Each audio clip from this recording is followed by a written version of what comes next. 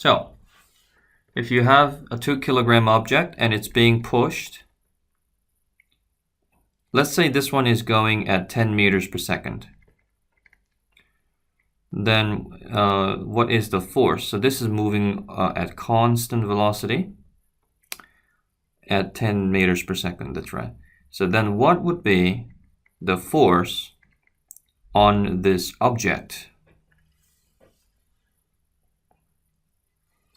The answer is, the answer is either 0 or non-zero, okay? So there are two cases. So we use this symbol here. So do you know what this symbol means? This means this is read as sigma.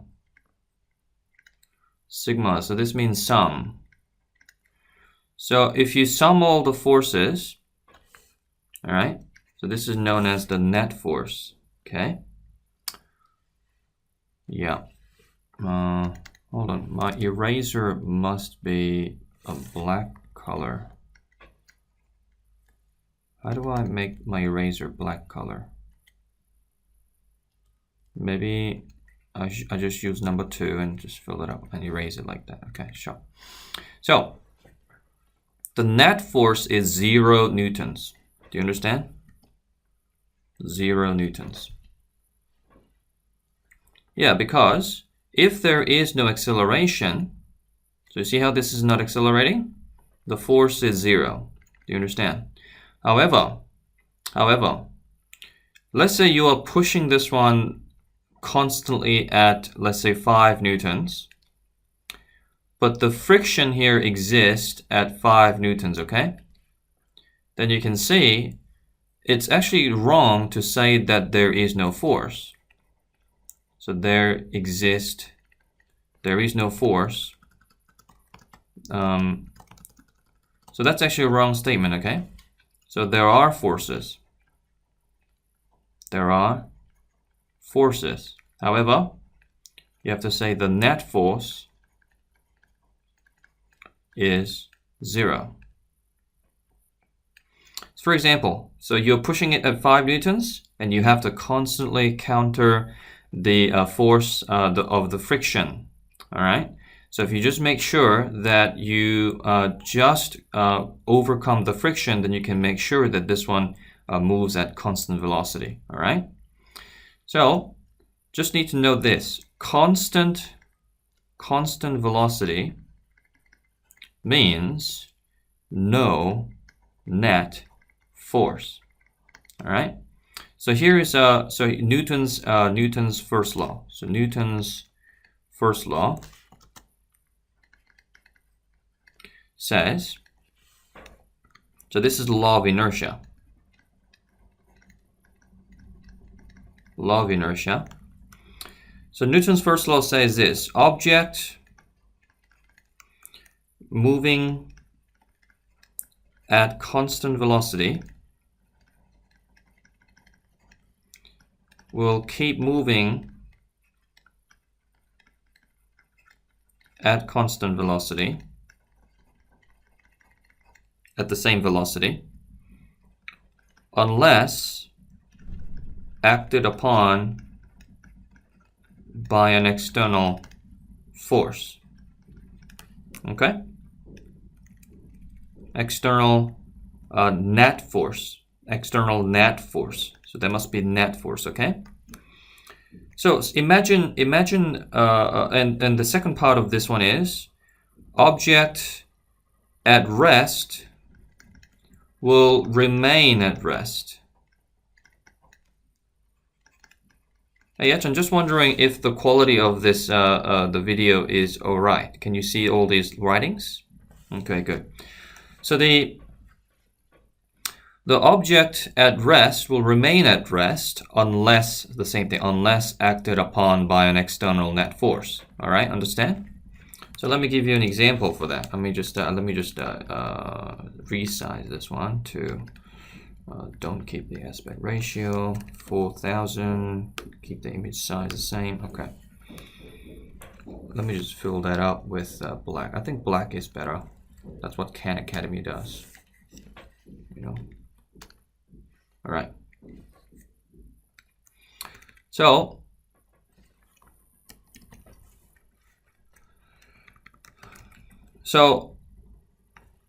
if in space, so there's nothing, there's no force in space, right? Suppose that this was already moving at 10 meters per second. Then this will keep moving at 10 meters per second because there is no gravity, there is no air friction, it's just vacuum. So it's just going to continue moving on forever, all right? In that particular direction, just forever. So this is what it's saying. Object moving at constant velocity will keep moving at constant velocity. This is law of inertia. So because of inertia, this object will just continue moving that way, all right? Now next, if an object is, so you don't need any energy to move this one. This is already moving at 10 meters per second. So this will just keep moving at 10 meters per second. So let's suppose that this object is at rest, 0 meters per second, okay? Then this will just remain at 0 meters per second no matter what, okay? Unless you give some force, all right?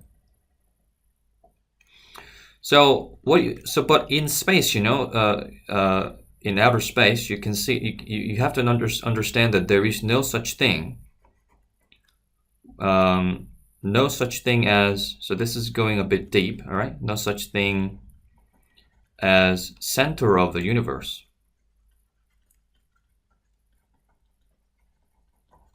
So if you think about it, like, if there's like the center of the universe and this guy is moving that way at certain minutes, so then we can figure out we can measure the absolute velocity, what the actual velocity of this object is, right?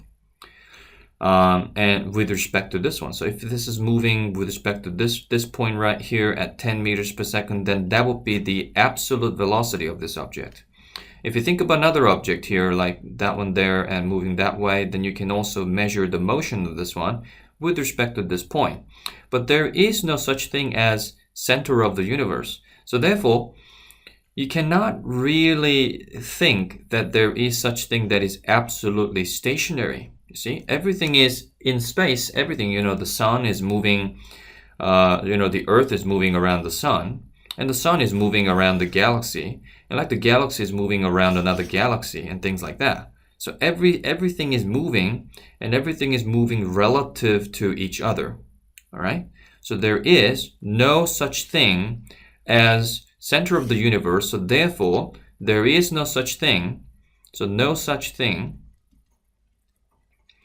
as absolutely stationary thing, okay? Absolute zero velocity. So there is no such thing as zero velocity. Do you understand? Yeah, so this doesn't exist, all right? So in physics, you have to understand a very important fact. Constant velocity is identical to your constant velocity. So moving at constant velocity is the same as just being at rest. All right, so there is no difference at all, right, between these two. It's a bit difficult to understand, but it makes sense. For example, in here, there is no, so the only thing that can make difference is acceleration. All right, so here's the thing. On this object, the net force is 0. See, on this object, the net force is also 0. All right, so, but let's suppose that we give this object a force of, let's say, 5 newtons. So this is already moving at 10 meters per second, right? And this is at rest, and we give this one 5 newtons as well. Let's say this is at 1 kilogram, and this is at 1 kilogram here as well. All right. Then the net force is 5. This is the only force that's applying to this one, so that's going to become that's going to be the net force. So what's going to be the acceleration? Acceleration is force divided by mass. So that's equal to 5 on 1, which is going to be 5. So 5 meters per second square. All right. Now here, this one as well. This is equal to force divided by mass. So it's going to accelerate at 5 meters per second square. Okay.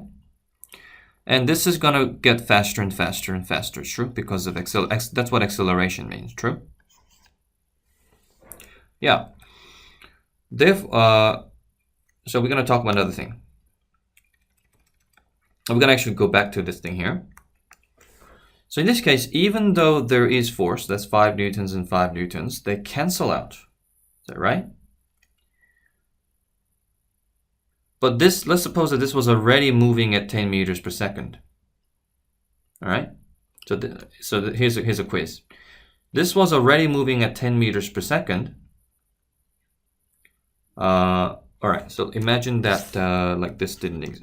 Hold on. So this didn't exist. So this object was moving by itself at 10 meters per second, but you applied. So you see, when this object is sliding through, there's gonna be like friction, right? So that's 5 newtons currently. So this is going to create. Let's suppose that this is 1 again. 1. Yeah, 1. Then what it's going to do is it's going to create acceleration of how much? 5, right? 5, that's what we figured out. 5 meters per second square. Then just within 2 seconds, you can see that this will stop. Is that right? This will stop. Because 1 second later, this will drop down by 5 because of this one. And 2 seconds later, this will drop down to 0. So let's suppose that you immediately, as soon as this one touches the ground, you push this one at 5 Newton as well. All right, then what's going to happen to this object? Is it still going to slow down and become, zero velocity, or would it keep moving at a constant? Yeah, so the answer is these two cancel out, and according to this rule right here, object moving at constant velocity will keep moving at constant velocity, right? So this will keep moving at 10 meters per second because it says unless acted upon by an external net force, but the net force is 0, isn't it? So because the net force is 0, this is going to keep moving at 10 meters per second, okay? All right, imagine now, yeah, it's a bit difficult. This was at rest. So this wasn't moving, but let's suppose that you, another person pushes this one. A person pushes this one that way at 5, and you push this one at 5. Then what's going to happen? It's going to stay stationary, right? Because the net, yeah. So this is what this one means. So this is a Newton's first law. Now I'm going to go through Newton's second law now. Newton's second law. So Newton's second law, I can just give you a very simple answer. This is Newton's second law. F equals ma. Force is equal to mass times acceleration. All right. So here it's connected to the first law. So have a look. So here it says object moving at constant velocity, right? Constant velocity. This here means acceleration is 0, right? Here, object, something at rest will remain at rest, right? Object, so this is a full stop here. So look at this law here. This one here. And this is our second part of the first law, right? So constant velocity means acceleration is 0. Something is remaining at rest. So 0 velocity as well as it's just keep, being at rest. So that means acceleration is 0. True?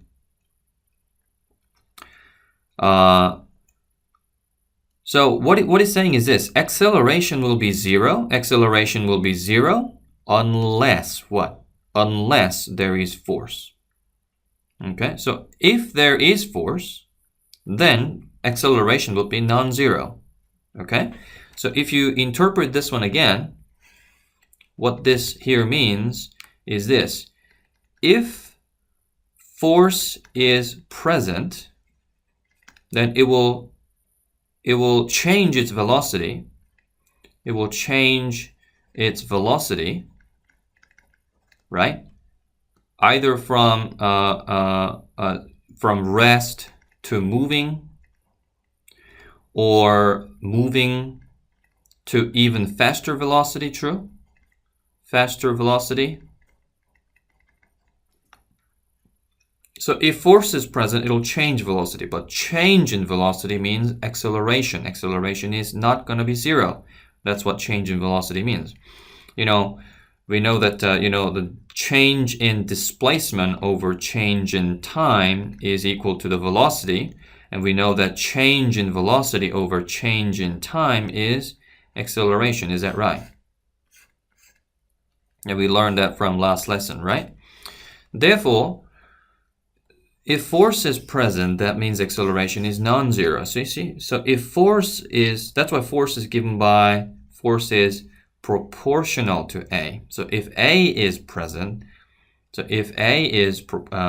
present, then force is also present, you see? And Newton defined force as mass times by acceleration. So the bigger the mass, the bigger the force, right? The bigger the acceleration, the bigger the force, right? So for example, if an object is to move, so 1 kilogram needs to move at, let's say, 2 meters per second square. So this is not going at constant velocity, but it's moving faster and faster and faster. Then you have to apply force more and more. You have to apply constant amount of force. Is it right? But if you have, so force here is equal to 1 times by 2. Is that right? Yeah, if you have 2 kilograms rather, so twice as heavy, and this is going to have to accelerate at 2 meters per second square as well, then force is going to be 2 times by 2, which is 4. So that's 4 newtons. The unit for that is 2 newtons. So the heavier the object is, the more force is required, okay? All right, so that's what Newton's law is. So I'm going to give you a question.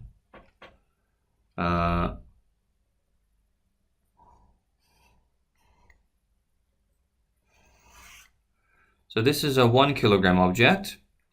Friction here is 1 Newton, but you are pushing this one. You're pulling this one at, let's say, 5 newtons. All right. Now, the question is, it cut out? Are you using your phone right now? Okay, so next time it's better to use your desktop. All right, because all right. So how much did you lose? From where? Okay, so this question here. So suppose this was starting at rest. So initial velocity is 0. Okay. I want you to figure out. So this is going to travel in this stage for, let's say, 10 seconds. So question 1, I want to figure out first of all the net force. Second, I want to figure out the acceleration. Okay? Yeah.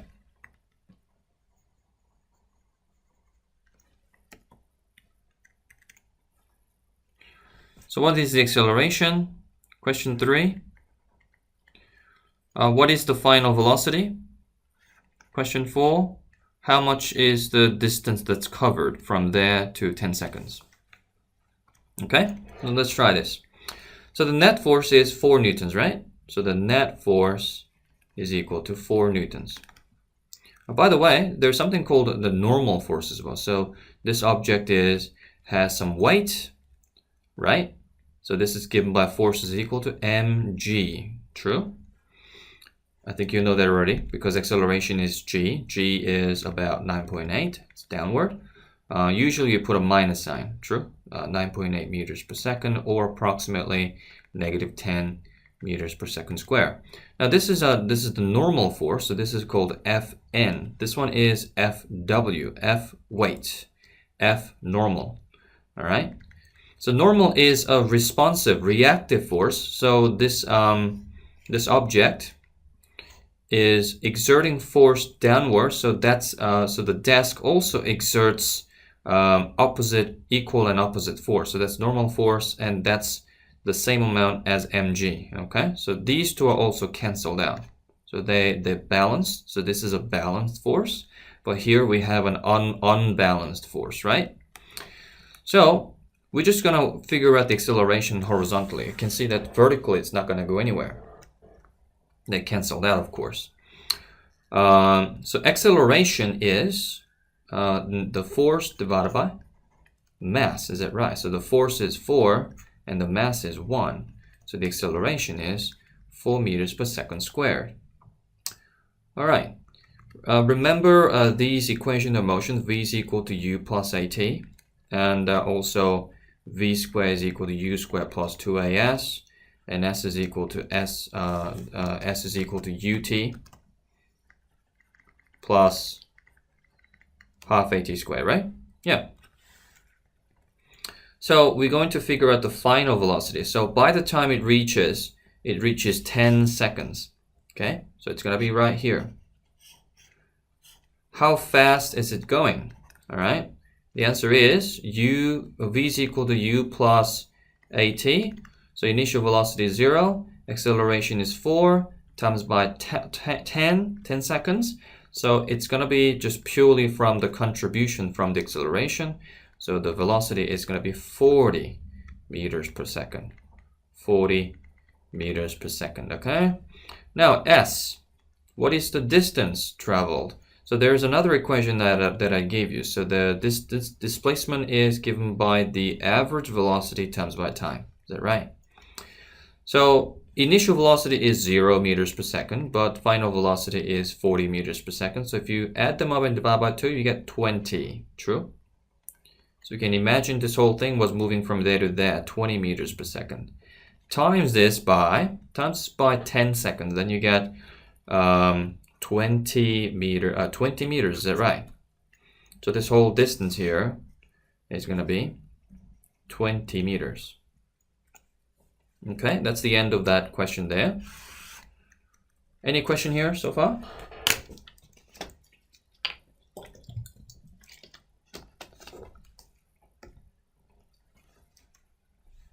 All right, let's try let's try another problem then. Actually, I'm going to introduce you Newton's third law. Oh, just 3. Newton's first law, second law, third law. So the first law was law of inertia. If it's stationary, it's going to stay stationary. If it's moving at constant velocity, it's going to keep moving at constant velocity. That's what law of inertia is. Now, number 2. Let me just stretch a little bit. I've been teaching for too long. All right, number 2. It's a law of, so second law, that's equal to F equals to ma. So force is defined as mass times by acceleration. Of course, the second law is a bit deeper than this one, okay? But this will do for now. This will be fine.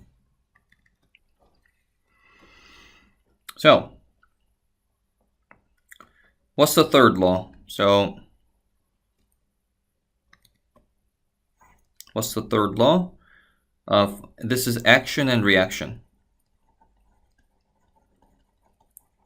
So this is defined as, for every action force, there is equal and opposite force.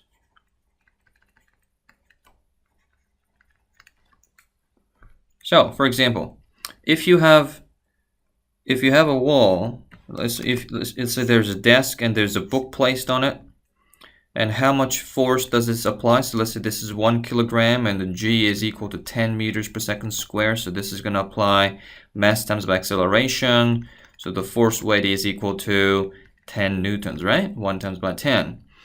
The desk has to apply, let's say the desk applies only 9 newtons of force. Then this is an unbalanced force. The net force is going to be 1 newton downward, is it right? Then the book has to, if the force is unbalanced, then the book has to move downward. Do you understand? But, you know, in most cases, if you place a book on top of a desk, then it doesn't move. That means what? That means the desk is able to counteract that 10 newtons, okay? So this is the normal force that I described just before, and this is the action force. This is the reaction force. So this is action and reaction. So suppose you are in space. Let's say this is a spacecraft, and you are on a mission, and you had to just go out in space. But of course, you are on a spacesuit, but you're connected to the spaceship by a cord. Okay, imagine that. But by some accident, maybe this cord got cut off. All right. So you were supposed to grab onto this rope and pull yourself toward the spacecraft. That's how you were supposed to come back to the spacecraft, okay? But this is cut off, so you pull this rope, but that's not gonna help you really, right? Okay, so that's not really gonna help. So that's cut off. So you're stranded here, all right? And you don't have any gas booster that you can use to come back to the spacecraft. But right on your hand, you've got a little hammer. All right? Yeah, what you have to do is exert force on this hammer toward that way. So this is the hammer. So you got hammer this way. All right? Like this, and you have to throw this one that way as hard as you can. Then you'll be push this one that way. Then so you are applying force on this hammer. Okay, so push that way, then the hammer will push you that way. All right. So this is the action and reaction. So this is also related to momentum. So there's force. And the second concept is momentum. We haven't talked about that one yet. So this is what we are doing is mechanics. We just talked about force. Okay. So we can now move on to maybe energy. We're gonna come back to we're gonna try momentum later.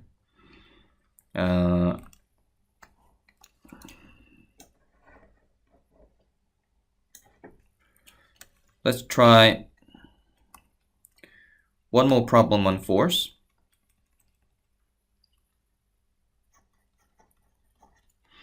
So if you have, let me think about an example.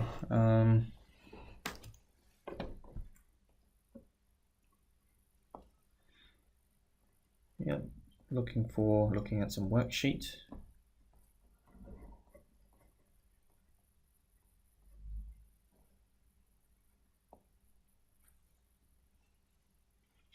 All right, just a basic question. So question number 1, a car weighs 10168 newtons. What is its mass? Okay. Can you figure it out? Question 2.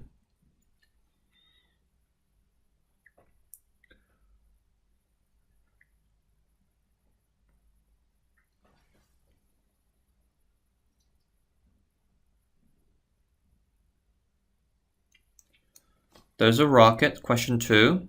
There's a rocket. And this is on the surface of the Earth. And this rocket is accelerating currently at 56 meters per second square. This one has a mass of 800,000 kilograms. Calculate the thrust or force.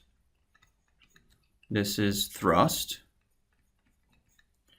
Calculate the thrust that the rocket engine must supply. Okay. Yeah, what must be the force, thrust, by thrust by the engine. So let's try this one first. So mass is equal to force divided by acceleration, right? So this is just the weight of a car. So this is a force divided by g. So what's 10168 divided by 9.8? All right, that's it really. So how much is that? Do you have a calculator?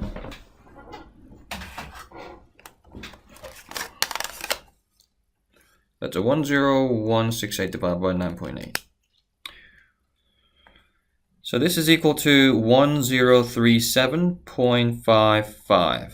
All right, and this is going to have a thrust upward, right? So a lot of people think, okay, force is equal to mass times by acceleration, so therefore the mass is equal to 8 times by 10 to the power of, this is a 5, times by, this is a 800,000, and then 56. But this is a wrong answer though. Okay, so if you type this into calculator, you get 448,000,000. But this is a wrong answer. Okay, do you want to know why? Okay, here's the thing. So you got the rocket here, true? You have the thrust. And you have the weight, true? So the net force is that one minus that one, right? Right? So currently the effect of this one is, so it's going at 56, so therefore this is the net force. You understand? But this is the amount that you get when you actually minus the weight from the thrust. So the thrust is a lot more than this one. So the thrust has to overcome the weight and give you this amount. That is giving the 56 meters per second square of effect. Do you understand? So the force of the thrust minus the force of the weight, then this is equal to, so this is what you calculated, this is the net outcome, isn't it? Net result. Newtons. So therefore the force thrust is equal to 448,000,000 plus the weight. So this is a 448,000,000 plus, this one is 800,000, that 5 zeros, 800,000 times by 9.8. Yeah, that's the kilograms times by, g. So this is equal to 800,000 times by 9.8 plus 448,000,000 is equal to 52640,000. Is that right?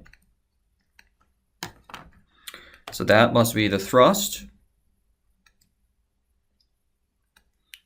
This is the net force, isn't it? That's the net force. Maybe we're going to try another problem. So I'm going to talk about energy now. First thing you have to do is work. So work is force times by distance. Okay, so if an object is here and you push this object at 5 newtons,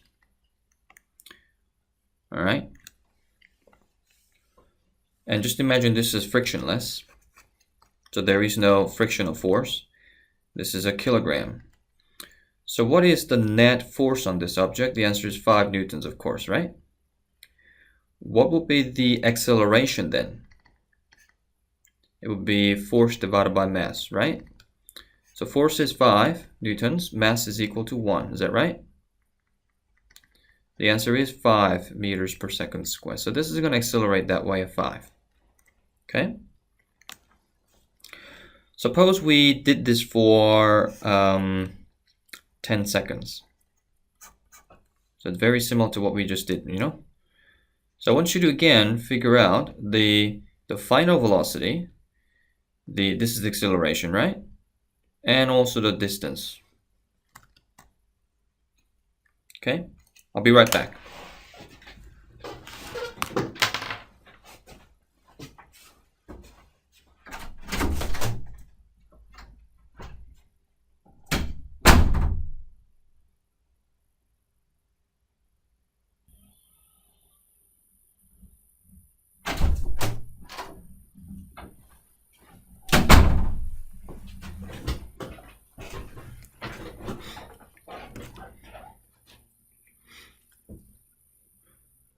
All right, did you work out the final velocity? Okay. No, it's going to be 50, that's right. So velocity is u plus at. Initial velocity was 0. Acceleration is 5 times by 10 seconds, right? So that's equal to 50 meters per second. Now, what's going to be the s? So s is equal to 250, that's right. So this is you can use ut plus half at squared, or you can use the u plus v over 2 times by time. So you get 250, right? So this is a 250. Now, the question is this.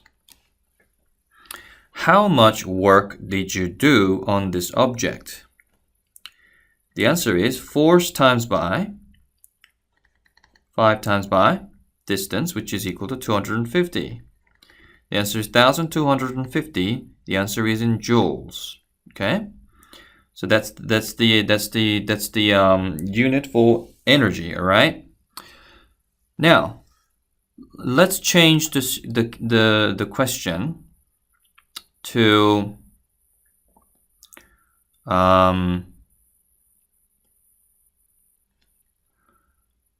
let's now try this case here. So you have this case, but you're pushing at 5 newtons, but there is a friction of 1 newton. All right, so the net force is 4. So figure out the acceleration, which is force divided by mass. Is that right? So we're doing the same thing. So it's the net force is 4. So the acceleration is going to be 4 meters per second squared. Is that right? So let's figure out the final velocity. Final velocity is u plus at here again. And let's say this one went also for 10 seconds. Then this is equal to 4 times by 10. So the velocity is going to be 40 meters per second finally. And definitely the displacement is then going to be 20 meters, 200 meters. Is that right? Because the you are covering, your average velocity is 20 meters per second, right? And then you're doing it for 10 seconds, right? So you're going to be covering less distance, true? Less distance. So how much, here's the question. Here's a question for you. How much work did you do? Is the answer, so the force times by distance, right? So do we have to do force? Force is 5 newtons, right? So this work is equal to force times by distance, and force is how much? Force is 5 times by distance is now 200, right? Instead of 250. So is it going to be 1,000 joules? Or is the answer 4 newtons times by 200? Because the net force is 4, is it right? You know how this became, the net force is 4 newtons, right? So what's the answer? This is 800. So is this one correct or this one correct? It's actually the top one. Yeah, this is not correct. Okay? Why is that? Because it's about how much work you did, right? I'm going to change the question a little bit. How much work was done on the object?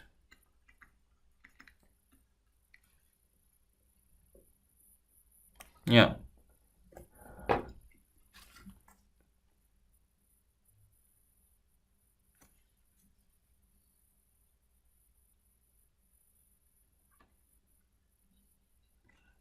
It'll be the net force divided by the distance. So that's how much. So you see, this guy had a net force of 4 newtons, right? Yeah. So that's how you do it, okay? Yeah, so that's the difference.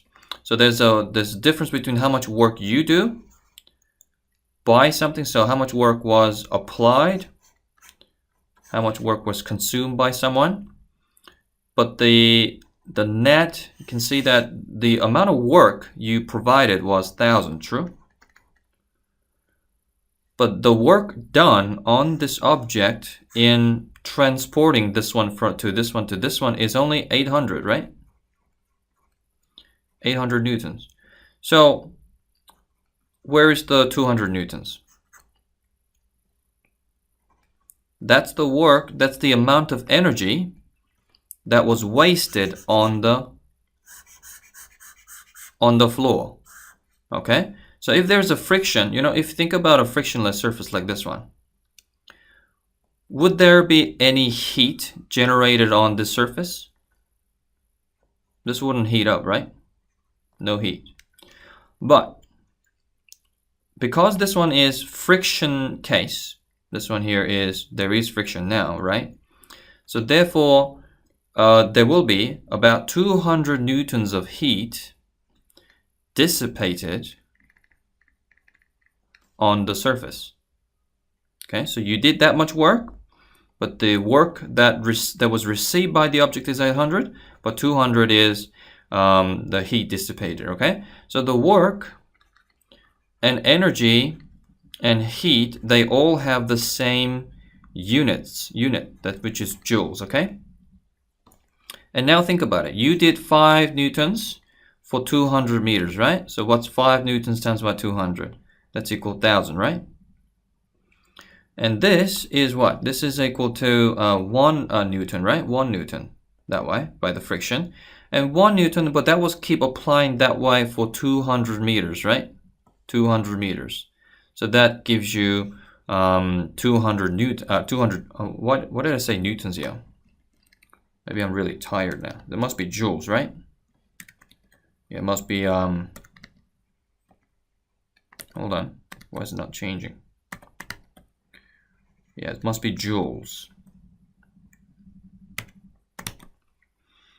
Joules, like this. 200 joules. So this is a 1 newton, and it went for 200 meters. So therefore, you get 200 joules. So that's you can think of that much work was done by the friction. Okay. So how much work was done by the friction?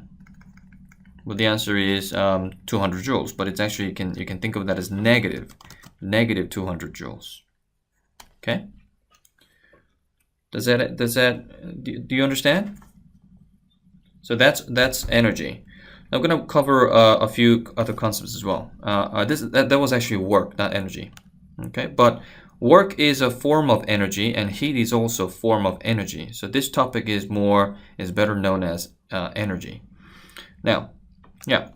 We're going to talk about kinetic energy and gravitational potential energy. So this is known as EK. This is EP. Have a look. So you have the surface and you have an object. I'm going to move it up by a certain distance, okay? So this is height. Now, answer this question. How much work is required to move this object that way? Here's the answer. So suppose that this is of mass m, okay? So then this is going to apply, it's going to have a weight of force equals to mg, is that right? That's the weight. And in order to push this thing upward,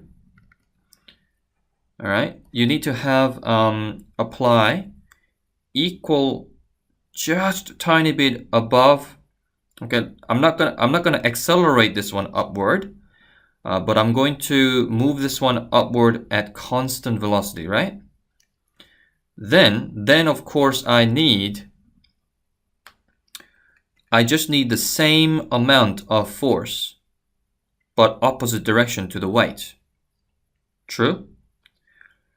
But of course, because this was staying stationary already, this was stationary before, right? So applying the same amount of force upward wouldn't actually be enough. It would just stay there, you know, stationary, true? So in order to move this one up, I probably need to apply just tiny bit more force. Is that right? Then it'll start moving, true? But that's going to cause this thing to accelerate, of course. So as soon as you apply just, you know, tiny bit, 0.00001 Newton of force, then it'll start moving, and then you retreat back to the same amount as the weight. Okay? Do you get what I mean? Yeah? So let's suppose that this is equal to, let's say this is 1 kilogram. So you have 10 newtons, okay? So initially just apply 10.0000001 Newton, then it'll start moving. If you just have 10 Newton, then it's not going to move, right? So as soon as it starts moving, then move back to just being 10 newtons, right? Then now you have reached a stage where this is just moving at constant velocity, because it's now changed from stationary at rest to moving at constant velocity. So all you have to do is just apply the same amount of force as this one. All right. Then it'll start moving, true? And I'm going to move it to a position of a height of h. So work is force times by distance. Now here's the highlight. And force is equal to, the force I applied is mg. So it's pretty much mg, okay? 10. And then the distance I move here is height. So it's mgh. So the amount of work done on this object, so the work done on the object is mgh. All right? So you did this work to this object, then the work will become, so because you did work on this one, that work is going to become its energy. So this will gain energy because you did work on this object. So the amount of energy is given by mgh. Okay, so you did this much work. So what it means is this: if an object with mass of m on surface of the Earth g, that's gravitational acceleration, if it has a height of h, then it is going to have this much energy. So why is this called potential energy though? The reason is this. So let's say an object is 1 kilogram. It's got a height of, let's say, 10 meters. Then how much energy does this one have? The EP is mass times by g. I'm going to approximate as 10. And you got the height of 10. So then you get 100 joules. So that's the energy that this object has simply because it's got some height. All right. So why does an object have some energy when it has some height in it? Because it has ability to use that energy. So that's why it's a stored energy because it's got some height. So let's say it's a tall building and this is 10 meters and this much energy is stored in it, and as soon as you just kick this one, it has ability to release that energy and convert that energy into its motion, kinetic energy. All right, that's why it's called gravitational potential energy. So why is it gravitational? Because it's related to gravity, and just because it has some height, it has the gravitational potential energy. So why is it called potential? Because it's a stored energy, and it can change this energy into something else. So it has potential to convert the energy into something else, you see? So this potential energy will convert itself into, as soon as it drops, it's going to gain some velocity. So the potential energy will convert itself into kinetic energy. All right. And the kinetic energy, you see, when this one drops to the ground, so it's got no height over here, you see the kinetic energy will be also zero. So in midair, of course, kinetic energy is not zero, because but when it hits the ground and becomes completely stationary, kinetic energy is related to the velocity. So if velocity is zero, I'm going to explain in a minute, then the kinetic energy is zero. The potential energy there is also zero, isn't it? Because it lost its height. But where did the 100 joules go then? You see, 100 joules. So initially the potential energy was 100, right? And the kinetic energy was 0 joules because it wasn't moving. So in this case, you got 0, 0 when it hit the ground, true? But just before it hits the ground, you should know that, just because it hits the ground, you should know that the kinetic energy is actually 100. Okay? Because it's got velocity, all right? So here's the thing. But once it hits the ground and becomes completely stationary, then both of them are 0. Is that right? Both of them are 0. So when it hits the ground, then the energy is released into heat. Okay, it will heat up the ground and also sound, mostly. All right, yeah. So that's what's going on. Now, what's kinetic energy? Kinetic energy, I'm not going to go through derivation of it, but it's equal to half mv squared. All right, so that's the formula for the kinetic energy. Now here's the deal. Suppose you have an object and it's falling, all right? Let's say this one has mass of m. Let's say this one is given by height of, let's say 100 meters. I would like to know the final velocity. So this is the initial velocity is 0. And I would like to know what the final velocity is. We can use the kinematics to solve this one. Kinematics. So v is equal to u plus at, but that's the final velocity, that's initial velocity. That's acceleration, we know what that is, but we don't know the time. We don't know how long it takes to hit the ground, true? We have s is equal to ut plus half at squared, but this one we don't know time either, and there is no final velocity term in this equation. We got the v squared is equal to u squared plus 2as, and this is the best equation for this case right here. So the final velocity is equal to initial velocity is 0, right? So this is 0.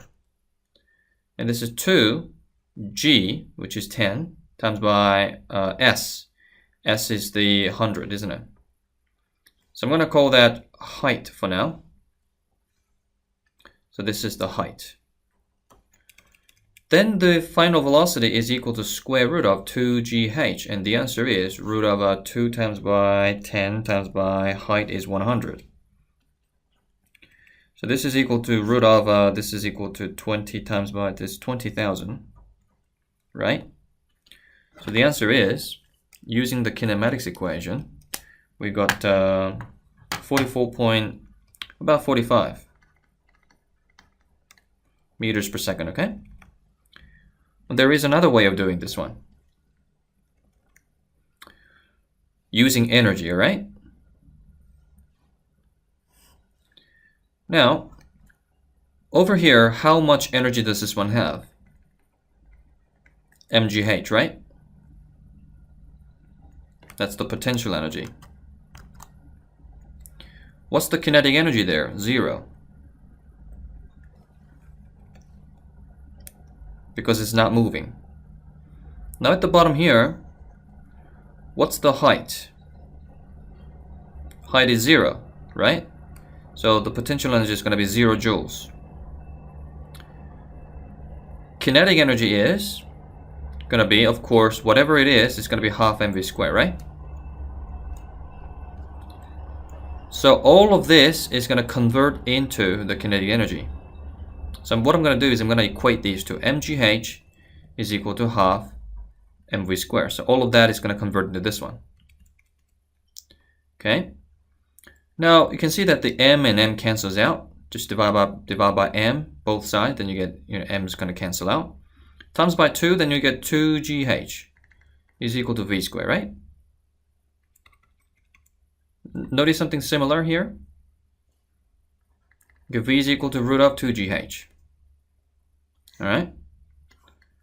So this was just the result from kinematics. There is no energy involved, there is no force, there is just velocity and acceleration in time, stuff like that, But now this is giving us a different perspective. This energy converted into this energy, right? Yeah, then this will give you the same answer. This will give you velocity is equal to 45. So this is an easier way to think about. Most people prefer this one than this one. Okay. So this was so today we dealt with force, Newton's 3 laws, and work, energy, and things like that. Yeah. All right. I'll give you homework and see you next time. Bye. Bye.